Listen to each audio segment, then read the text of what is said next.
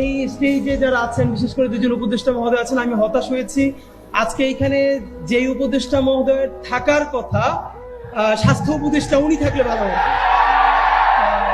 তো আমি জানি না স্বাস্থ্য উপদেষ্টা, বা উনি তো মানুষ ভালো, কিন্তু উনি অসুস্থ, তো উনি পুরো জাতির স্বাস্থ্য কি করে ঠিক করবেন? তো মানে কষ্টের ব্যাপার হলো যে আজকেও আমাদেরকে সকালে খুব বোল্ড হয়ে বলতে হয় যে ঢাকা মেডিকেলের মর্গে যে 6টা লাশ এখনো শহীদদের পড়ে আছে, সেটা 5 তারিখের আগে রাষ্ট্রীয় সম্মাননায় দাফন করতে হবে, নইলে আমরা আবার এই ঘেরাও টেরাও করবো। তারপর সরকার থেকে জানানো হয় যে 4 তারিখে সেটা করা হবে। রায়েরবাগে যে প্রায় 1.5 শতাধিক, আমরা বলছি বেওয়ারিশ লাশ, আসলে কি তারা বেওয়ারিশ? এই শহীদদের বাবা আছে, মা আছে, ভাই আছে, বোন আছে। আমরা শতবার সেখানে গিয়ে বলেছি যে তাদেরকে তুলে ডিএনএ স্যাম্পলিং করে সারা বাংলাদেশে আহ্বান জানানো হোক, কোন বাবা, কোন মা, কোন সন্তান তার পরিবারের এই লোকটার জন্য তাকে আছে, তারা ডিএনএ স্যাম্পলিং করে অন্তত বুঝুক। আমরা একটা পরিবার এমন পেয়েছিলাম, জাহিদু ছিল, ওকে আমরা পরে নাম্বার দিয়েছিলাম তাকে ইন্টারভিউ করবার জন্য। আমরা ইনকিলাব মঞ্চ থেকে সর্বপ্রথম যখন সেখানে বেওয়ারিশ লাশের ওখানে কবর জিয়ারত করতে যাই, তারপরে গিয়ে দেখি যে শহীদ মাহিন, ট্রাক চালক, 28 বছর বয়স, শহীদ মাহিনের মা আর তার স্ত্রী ছোট্ট একটা পাসপোর্ট সাইজের ছবি নিয়ে সব জায়গায় ঘুরছে। সর্বশেষ সে আঞ্জুমান মুফিদুল ইসলাম থেকে জেনেছে যে এই রায়েরবাগ যে কবরস্থান, সেখানে গণকবরের মধ্যে তার সন্তানের দাফন দেওয়া হয়েছে, কিন্তু তখন তার স্ত্রী সন্তান সম্ভবা। তো মাহিনের মা বলছে যে বাবা, আমি চাই যে আমার যে নাতিটা দুনিয়ায় আসবে, ও যেন ওর বাবার কবরের পাশে দাঁড়িয়ে কোনোদিন মোনাজাত করতে পারে, আমার বাবা দেশের জন্য জান দিছিল, আমি তো জানি না আমার সন্তানের লাশ এখানে কোথায় আছে।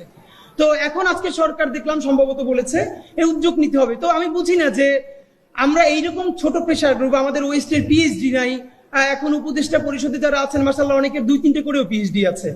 এত পিএইচডি দিয়ে কি হয় যে এই সাধারণ বুঝগুলো যদি না থাকে? তো এরপরেও এই সরকারকে বিশেষ করে যেটা ধন্যবাদ, এই যে জনতার সামনে বসিয়ে উপদেষ্টাদেরকে বলা যায় এবং তারা হাসি মুখে গ্রহণ করেন, অন্তত প্রচন্ড চিৎকার করলেও তারা কারেকশন নেন। এর মানে হলো জুলাইয়ের মধ্য দিয়ে এই যে নাগরিক প্রশ্ন করা শিখেছে, এই প্রশ্ন আমাদেরকে জারি রাখতেই হবে।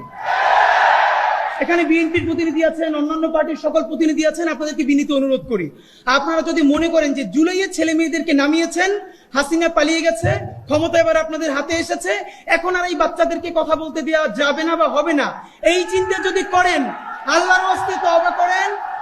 বাচ্চাদের জবান যদি বন্ধ করতে চান, আওয়ামী লীগের মতো আপনাদের জবানও বন্ধ হয়ে যাবে, মনে রাখবেন। আমি অবাক, আমাদের এই যে ফাইয়াজ আসলো মাত্র, এইসব ইঞ্জিনিয়ারের বাচ্চারা তারা বলছে যে ফ্যাসিবাদকে আর ফিরতে দেওয়া হবে না।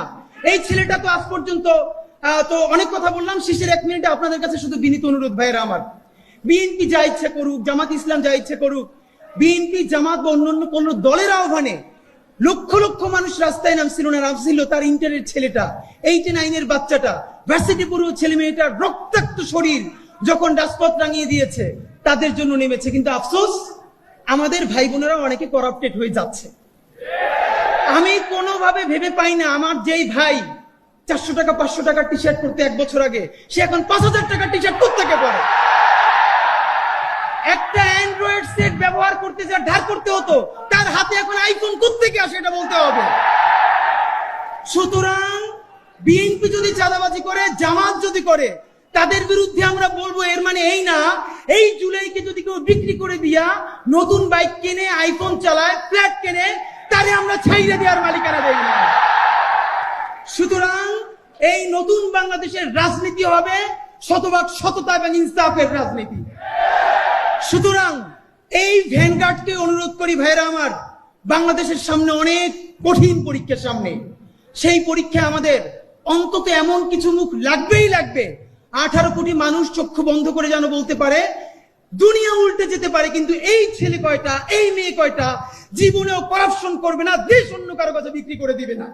সুতরাং এই জুলাই ওয়ারিয়ার্স এর কাছে আমাদের যেসব ভাই বোন আছেন, আসেন রাষ্ট্র যা যা সংস্কার করে করুক। আমি আজকে আপনাদের সামনে ওয়াদা করছি, পারলে আমরা 100 জন ওয়াদা করি যে সবাইকে নিজের সংস্কার করি চলেন। অন্তত আমরা যত গুনাহ করি, আমরা যত পাপ করি, প্রত্যেকে 18 কোটি মানুষ এত মুখে সংস্কারের কথা বলি, 18 কোটি মানুষ যদি একদিনে একটা পাপ কম করে, তাহলে এই 56,000 বর্গ মাইলে একদিনে 18 কোটি পাপ কমে যায়। আপনি ভাবেন কিন্তু আমরা সবাই অন্যের সংস্কার করি, নিজের সংস্কার চাই না। সুতরাং চলেন এই আর একটা কথা প্লিজ, কেউ নিজেরে ফোন দিয়ে বলে ভাই আমি একজন জুলাই যোদ্ধা, এটাকে মুক্তিযুদ্ধ ব্যবসার মতো। ভাই কি ফোন দিয়ে বলবে আপনি কে, বলে ভাই আমি একজন জুলাই যোদ্ধা, মানে কি? কোন জুলাই যোদ্ধার মধ্যে এইসব বলা চলবে না। সবাই বাংলাদেশের নাগরিক। আপনার সমস্যা থাকলে নাগরিক প্রশ্ন ডিল করবেন, জুলাই যোদ্ধা